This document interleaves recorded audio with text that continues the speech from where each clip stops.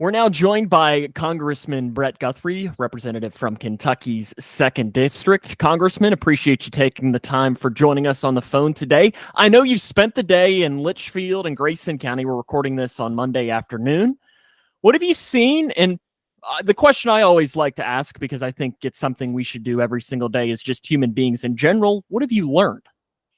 What have I learned? Well, one, what a wonderful place the Grayson County Alliance is in helping people take care of their basic needs. So I got to tour there today. So Debbie gave us a tour of the Grayson County Alliance. I had county judge and state senator Steve Meredith with us touring. And it was just the needs of the community, the way that they meet the needs, the new facility they've done. I actually bought a duck to try to actually a couple of ducks to see if I can win the duck race next, which I'll donate. If I win, I'll donate it back to. I got to make that commitment. The $1,000 prize, I'll donate it right back to the Grayson County Alliance. And then we toured your downtown square a little bit, and so I had the opportunity to obviously got good coffee, but we went to see the Allison Theater, the new steakhouse, which looks wonderful. I didn't have a chance to eat there. I'm going to do that next trip. And in the hotel and the effort that Robert Mandy McKenzie had put in to make the square. I mean, I've always thought it was a lovely square, but now that you modernize that building, it just continues. And I know there's another furniture store. I usually love to see Judge Goff. I didn't get a chance to see him. He's a historic part of the square. But it's just, so I saw that and then had the opportunity to meet with some young professionals at the Chamber of Commerce and hear the concerns about businesses in the area and the region. And it seems like just different issues dealing with federal government. The county judge was there, Judge Henderson was there, so was Mayor, and so who else? Oh, and Samara Heverin was there as well. So we had state, local, county, federal, and talking a lot of different issues with young professionals in Grayson County. I know that the square, that has been awesome to see over these last couple of years, and I've not had the chance to go see the Alliance's renovation. They used to be our neighbors; they were right across the street from us, and even happier to hear that you've bought some ducks, because we haven't been afraid to call some people out that haven't bought their ducks yet. Okay, well, good. Well, everybody needs to get their ducks in a row. That's for sure. Yes, absolutely. I think it was about 850, at least last checked, needed to be adopted before the race on Labor Day. I know you recently had a bill passed, the Nuclear for Brownfield Site Preparation Act. I'm going to be honest with you. I don't really know what that means. Can you tell me what that means? Okay. Yeah. So we if we're going to go to zero carbon, which I'm not sure we can do that in my lifetime, or to zero. Well, you can do it, but you can't do it and have the lifestyle we have. Well, one of the ways that you can have because the sun's not always shining, wind and solar power does not get you there. If you think that it does, go to Europe.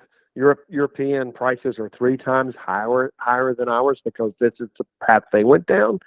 And I always tell people, I want a clean environment.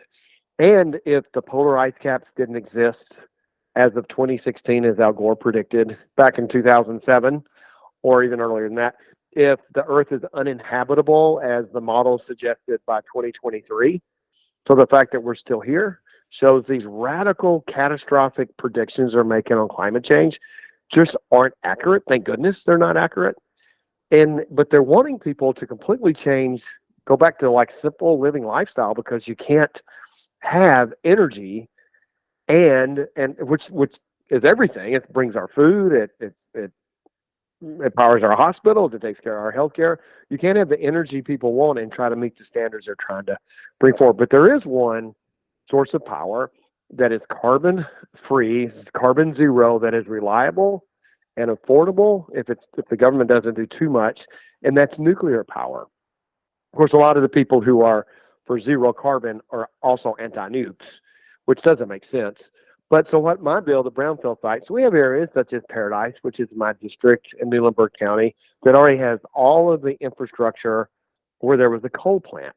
And so the idea is that if we have areas in Davis County, other areas that have coal plants that have gone out of production. And so you already have the energy infrastructure, you have the energy workers. So use the permitting process to make sure it's safe and secure, but speed up the permitting processes because you already know you got the energy infrastructure, the workforce, and the other things there. So people want to ask, is nuclear safe? You look at 3 Mile Island, look at Chernobyl, is nuclear safe. We put our young men and women in our Navy uniforms who are 18 to 25 to 30 years old in nuclear powered subs every day and send them around the world. And they're safe. And so that's what people need to understand, is that when people try to tell you that this is unsafe, you see the China syndrome and those old movies about nuclear power the environmentalists have produced to sabotage nuclear power. It is it's there, and it is safe, and it can be in communities that produce zero carbon, have great paying jobs, and produce electricity for the grid. I know you're also in the process of running for the chair of the Energy and Commerce Committee if the Republicans control the House come November. I know you have the support, if the Republicans do control, of a fellow Democrat, or rather not a fellow Democrat, but a fellow Kentuckian in Morgan McGarvey. He specifically mentioned the potential impact that could happen on the Commonwealth in an interview a couple of months ago. What is that impact of you potentially getting that committee chair is, and what does it mean to have the support of someone who's not on the same side of the aisle as you? Not on the same side of the aisle. Well, Morgan, if the Democrats are in control, I would hope that he would have a powerful position. So I really appreciate him saying that, but you want fellow Kentuckians to be in positions of power. Of course, I don't want his side to have the chairmanships, but if they had the chairmanships, I'd certainly love for him to be a chairman. Hopefully our side will have the chairmanship. So energy and commerce. So what does that entail? It entails energy independence that President Trump wants to put forward. I guess it gets back to, somebody asked me the other day, you've been there for a while, what are we getting for it? And seniority matters in the House of Representatives. So I'm within 1 or 2 seniority on the committee, but but close, so I have an opportunity. And I think hopefully the inside track will become chairman of the committee. So what does the committee do? It's all energy. So with President Trump's president going back to energy independence, which we need to get gas back below $2 a gallon, which it should be. It's only not there because of the actions the Biden administration took. The Keystone Pipeline, is when he undid the approval of the Keystone Pipeline. At the same time, he approved the Nord Stream 2, which was coming out of Russia. So President Biden approved that. President Trump didn't. President Trump always gets accused of being too close to Putin when he sanctioned the Nord Stream pipeline, which is funding the army in Ukraine. And President Trump also sent Javelin missiles to Ukraine, which stopped them from going to Kyiv. But so it's energy independence. It's making sure that we produce and export energy around the world. Because you think about high prices of energy, it means high prices of gas, which Russia sells to China at a massive profit and funds their army. So by us not producing gas, he's funding his army. Now we're having to send money to Ukraine to fight Russia, when what we should do is produce gas and give him where he doesn't have the money to fight anymore. So it's telecommunications, so broadband, access to broadband, data centers. It's also environmental protection and healthcare. And so it's and for those Kentucky basketball fans and Louisville fans and like me, Hilltopper fans, it's a name, image, and likeness of colleges. That's part of our committee. So about 80% of all legislation that passes through Congress goes through the Energy and Commerce Committee. I could probably sit here and ask you questions about NIL for the next 3 hours, but I know we don't necessarily have the time for that because it's a fascinating I know. I wish there was thing. a simple answer to that. It's one of the things that's so diverse and so many colleges are doing it differently. And nobody comes up with one single answer. You have every conference, and whether you're a big conference, you have one solution. A small conference has another solution. Some schools that benefit, some schools that hurts. And so it's tough for Congress to figure out exactly how to make it work when the athletic directors and presidents of universities can't agree on how it should work. The NAACP, I'm sorry, the NCAA should have solved this problem, and they weren't able to deal with it. And so now it's kind of dropped into Congress. And kind of my view right now is there's a couple of things we should do. We should regulate agents. These agents are going and promise these kids millions of dollars when they're most of the time not delivering. Most kids don't make that kind of money. Young people don't make that kind of money. And we're the collectives where the schools are just paying the kids to come to the school. And I think, if somebody wants to pay, now she's a pro, I get it, but Caitlin Clark, $28 million to eat a Subway sandwich on television, let her do it. But not the University of Iowa paying her to stay. That's just an example. But the problem is you get into our students' employees, and therefore they have the right to organize, right to bargain, right to unionize. They have to get paid wages. Those are the other questions you get. And so there's not a solution. I think it's going to have to play out another couple of years and see the impact, and then how we adequately pass laws to regulate it. It's a fascinating thing to keep watching as it goes along. I know the economy continues to recover from the pandemic, and I know we're seeing that growth in Kentucky, especially in your district. It's been a while since I've driven down 65, but it's probably been a year since I drove through Glendale, and that building was massive a year ago. So I can only imagine what it's like even today. What have you seen from that in recent months and weeks and so on? And how do you see that down the line benefiting areas like Grayson County, Edmonson County, Fort County, and so on? Well, down the path. So we go, where is it now down the path? So let's start with down the path. I think it's going to be a great benefit in terms of that the suppliers to these battery plants are going to want to locate where they can serve the battery plants in Glendale. So a lot of people in the automotive industry don't just serve Ford. They may serve Ford, they may serve Nissan, they may serve others. So, Bowling Green has a battery plant. And so it being not quite an hour from Glendale, from Grayson County, an hour from Bowling Green, a supplier can locate there, good paying jobs, and easily serve both plants. So I think the supplier base is what's going to be very attractive to places like Grayson County, Edmonson County. Having said that, where we are, the federal government trying to mandate that everybody have an electric car. 2/3 of all cars produced in America by 2032, which is only 8 years away, are supposed to be electric. The public isn't buying it, so I don't know how they're going to force these car companies to make cars people don't want, but that's where we are. They gave them money to build these battery plants. So where Glendale is now, my understanding is the current status is they built 2 plants. If you'll see 2 buildings there. Ford is going to finish one and equipped one, and the other one is going to be completed as a building and then filled in as demand for electric vehicles grow. And demand's only going to grow for electric vehicles when people want to buy them.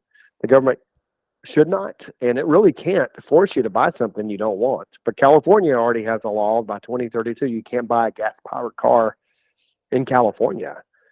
And so the question is, how many people are going to stay in California when you have that kind of it's nonsensical what they're trying to do. Because one, they're trying to get you to buy electric car, but they won't let us expand the grid, permit energy production, such as any coal, any gas, any kind of energy production.